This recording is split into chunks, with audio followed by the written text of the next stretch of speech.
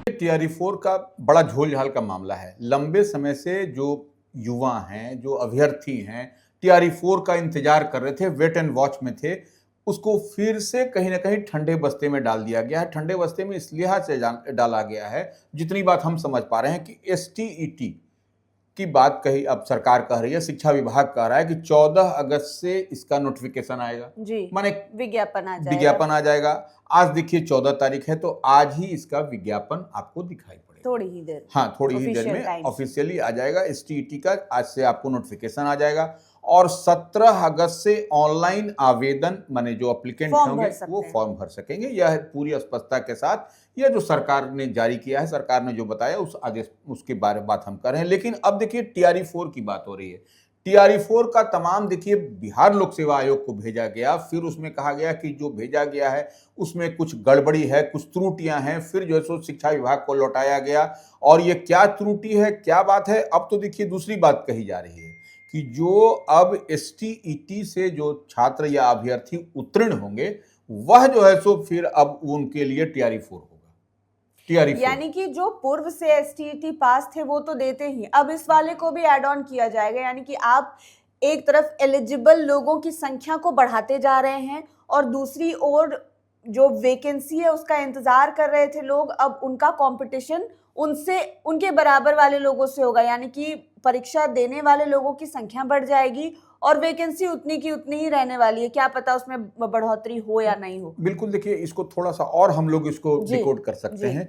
STET की परीक्षा होगी, उसके बाद इसका परिणाम, इसका रिजल्ट आएगा, फिर टीआरई 4 की परीक्षा होगी। कब होगी, क्या होगी, कोई डेट नहीं। इस साल उम्मीद छोड़ देनी बिल्कुल बिल्कुल, इस साल उम्मीद नहीं, क्योंकि देखिए बराबर डेट पर डेट, तिथि पर तिथि बदली जा रही है। जिस तरीके से आपको कोर्ट में, न्यायालय में दिखाई पड़ता है कि तिथि, तो वही हाँ तारीख पर तारीख बदली जा रही है और विभाग ही इसको लेकर के कंफ्यूजन में है। और देखिए हम सबसे बड़ी बात समझने की है कि ये इसमें युवा है, ये जेनजी की बात हो रही है पूरे देश के स्तर पर, और ऐसे में आपके स्टेट के जेनजी जो ऊहापोह की स्थिति में है, उनका भविष्य क्या होगा। आज रात में अगर सोते हैं तो कल उठते हैं तो एक दिन बढ़ा हुआ होता है, उनके उम्र की जो आयु होगी वो एक दिन बढ़ी हुई होती है। तो ये घबराहट, झल्लाहट, बौखलाहट है युवाओं में, आपको जेनजी में। तो ऐसे में सरकार को निश्चित रूप से अगर यदि इस पर विचार नहीं करेगी, और देखिए अब जो एसटीईटी होगा, जो टीआरई 4 होगा,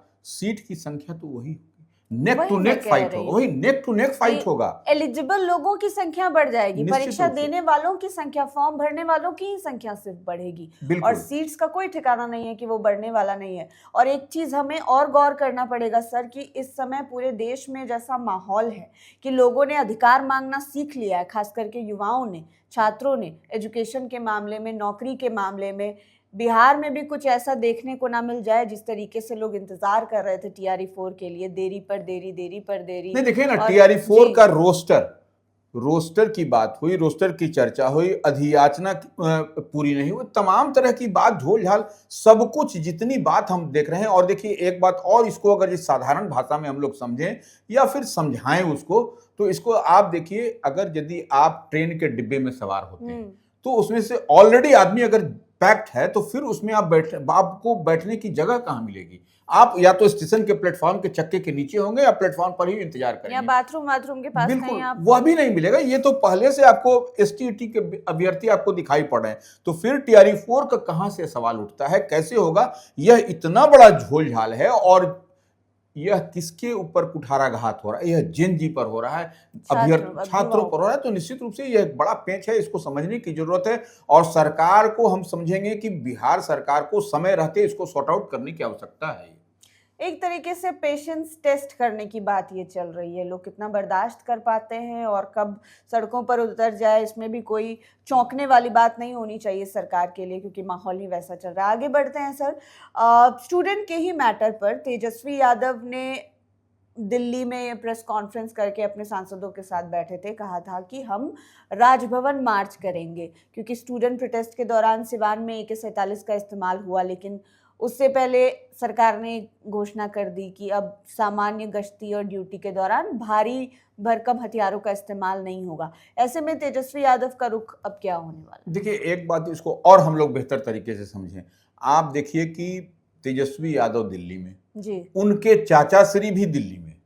चाचा श्री कहने का मतलब कि जेडीयू नीतीश के कुमार। राष्ट्रीय अध्यक्ष नीतीश कुमार भी दिल्ली में, दोनों का दिल्ली में होना यह कुछ ना कुछ पॉलिटिकली अगर यदि इसको आप डिकोड करिएगा तो कुछ बात कहता है। पुराने हिसाब से। हाँ, पुराने हिसाब से तो नए हिसाब में तो दोनों अलग अलग धारा में हैं, लेकिन इतनी बात मान के चलिए गाहे बेगाहे ये लोग मिलते भी रहते हैं। तो दोनों चाचा भतीजा का दिल्ली में होना कुछ न कुछ बताता है, और दोनों ही प्रेस कॉन्फ्रेंस कर रहे हैं, दोनों ही अपने सांसदों से मिल रहे हैं, तो कई तरीके की बात निकल करके आ रही है। इसी में अब जो है सो 19 अगस्त को अब समझ लीजिए कि लोक भवन मार्च, जो राजभवन मार्च की हम लोग बात करते हैं, लोक भवन मार्च राजद की ओर से पूरे मुकम्मल तौर पर तैयारी कर लिया गया है। राजद के प्रदेश कार्यालय से यह मार्च निकलेगा और लोक भवन राजभवन तक जाएगा। तो आप समझ लीजिए कि राजभवन अति सुरक्षित क्षेत्र है, वहां पर घुसने से पहले, प्रवेश करने से पहले ही आपको पुलिस का आमना सामना करना पड़ेगा। तो निश्चित रूप से तमाम आरजेडी के एमपी होंगे, एमएलए होंगे, पूर्व जिला अध्यक्ष होंगे, डिस्ट्रिक्ट प्रेसिडेंट होंगे, एमएलसी होंगे, तो ऐसे में यह टकराव की स्थिति बनेगी वहां। इतनी बात मान के चलिए। तो 19 अगस्त को जो दिखाई पड़ रहा है, जो हम समझ पा रहे हैं, जो हम डिकोड कर पा रहे हैं कि यही होगा कि उस दिन आमने सामने कन्फ्रंटेशन होगा पुलिस और आरजेडी के बीच में। और तेजस्वी यादव जो राजद के राष्ट्रीय कार्यकारी अध्यक्ष हैं, नेता प्रतिपक्ष हैं बिहार विधानसभा में, वह इसको लीड करेंगे। तो यह पहली बार हमको लंबे समय के बाद दिखाई पड़ेगा जब तेजस्वी यादव लीड करेंगे किसी चीज को, अपने पार्टी के संगठन को लेकर के, कार्यकर्ताओं को, और वह भी AK-47 जो आपने कहा, जो दिखाया गया था, जो चला था सिवान में, वो मसला होगा। और देखिए नीट का मसला है। नीट के मामले में जो आपने दिल्ली में 20 तारीख को जंतर मंतर पर देखा, 22 तारीख को पटना में देखा, बिहार में इसका उबाल देखा, तो यह तेजस्वी यादव ने इस बार नब्ज पकड़ लिया है।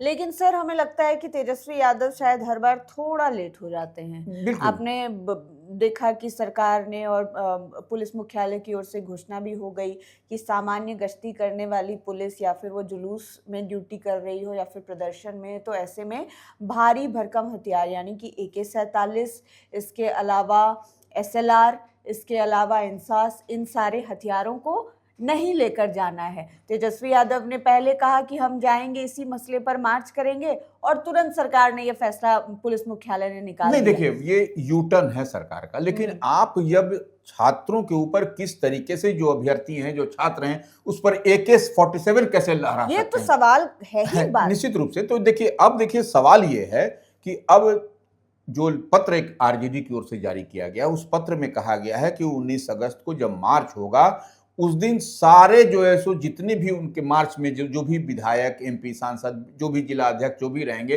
पूर्व विधायक रहेंगे, वह तिरंगा लेकर के रहेंगे, तिरंगा लेकर के रहेंगे। तो यह देखने वाली बात होगी जब कन्फ्रंटेशन होगा, मार्च शांतिपूर्वक होगा, मार्च शांतिपूर्वक होगा। और जब आप तिरंगा लिए रहिएगा तो पुलिस के सामने भी एक बड़ी चुनौती होगी कि तिरंगा लिया हुआ तिरंगा गिरना नहीं चाहिए, और तिरंगे के सामने हथियार भी नहीं लड़ा सकते। बिल्कुल। तो ये एक बड़ी चुनौती होगी, बड़ा इंटरेस्टिंग होगा उस दिन देखने के लिए कि आरजेडी के मार्च के दरमियान पुलिस किस तरीके से इस बड़ी चुनौती से कैसे निपटेगी।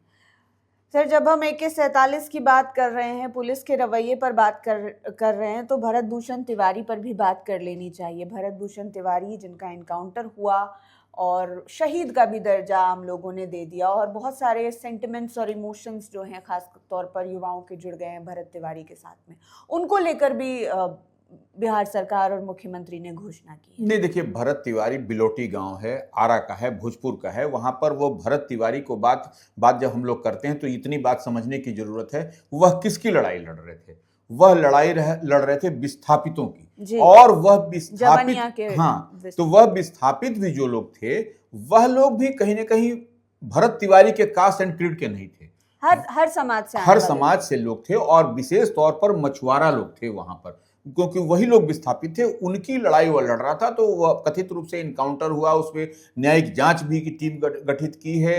अब उनके भरत तिवारी के माता पिता और उनकी बहन सब लोग आकर के मुख्यमंत्री सम्राट चौधरी से बीते दिन मिले थे। अब उसी पर सम्राट चौधरी जो मुख्यमंत्री बिहार हैं, उन्होंने ट्वीट करके या एक्स पर पोस्ट करके कहा है कि उनके परिवार, न्यायिक जांच की जो चल रही है प्रक्रिया पूरी होने के बाद उनके परिवार के कोई एक सदस्य को सरकारी नौकरी और आर्थिक सहायता दी जाएगी, इतनी बात स्पष्टता से कहा है। तो यह एक सरकार की एक बड़ी और बेहद अच्छी कदम है, यह देखने वाली बात होगी। और एक बात और समझने की जरूरत है, जो आपको जहां का हम लोग चर्चा कर रहे हैं, जमनिया की गांव की बात कर रहे हैं या भोजपुर की बात कर रहे हैं, वह आपको उत्तर प्रदेश से लगा हुआ इलाका है और वह इलाका वाराणसी कहलाता है। वाराणसी से ही नरेंद्र मोदी की कॉन्स्टिट्यूंसी लगती है, वही कॉन्स्टिट्यूंसी उनका है। तो ये भी एक बड़ा मैसेज है और अगले साल वहां पर चुनाव भी होना है उत्तर प्रदेश में। तो यह एक तीर से कई निशाना साधने की कवायद भी है सरकार की। लेकिन भरत भूषण तिवारी के रूप में जो लॉस हुआ उनके परिवार का या फिर उनके पूरे क्षेत्र का, जिसके लिए वो लड़ने की कोशिश कर रहे थे या लड़ाई लड़ रहे थे, भरपाई तो बिल्कुल नहीं हो सकती। यहाँ ठीक है कि आने वाले बेहतर फ्यूचर के लिए उनके परिवार को एक सेटलमेंट दे रहे हैं कि आपकी रोजी रोटी चल पाएगी या फिर आपको मतलब खाने पीने में दिक्कत नहीं होगी। लेकिन जिसकी जान चली गई उसकी भरपाई किसी भी तौर पर शायद नहीं हो पाएगी कहीं। अब बात नवनिर्वाचित विधायक की कर लेते हैं। प्रशांत किशोर बांकीपुर से जीते हैं, हर तरफ चर्चा है, घोषणाएं भी खूब कर रहे हैं और आज कल उनकी हर ओर चर्चा हो रही है। कल की बात करें तो लड्डुओं से तोला गया उनको बांकीपुर में। देखिए, प्रशांत किशोर निश्चित रूप से चुनावी रणनीतिकार हैं। वह जानते हैं कि किस लहजे में और किस तरीके से लोगों को अपनी ओर करना है। तो आप देखिए, उनका जितनी भी आप वो घूम रहे हैं, फिर रहे हैं, वह स्कूलों का दौरा कर रहे हैं, आम आवाम से मिल रहे हैं, हर वार्ड में जाकर के मिल रहे हैं और युवाओं को, वह विशेष तौर पर युवाओं को और उनके परिवार को वह अट्रैक्ट कर रहे हैं। अब देखिए, उनको लड्डू से बीते दिन तौला गया, जितना उनका वजन होगा उतना लड्डू था। तो आप एक बात ये भी समझ रहे हैं और तमाम लोगों से कह रहे हैं। पहले तो उन्होंने इससे पहले थोड़ा सा चलिए कि कहा कि 10,000 नौकरी देंगे।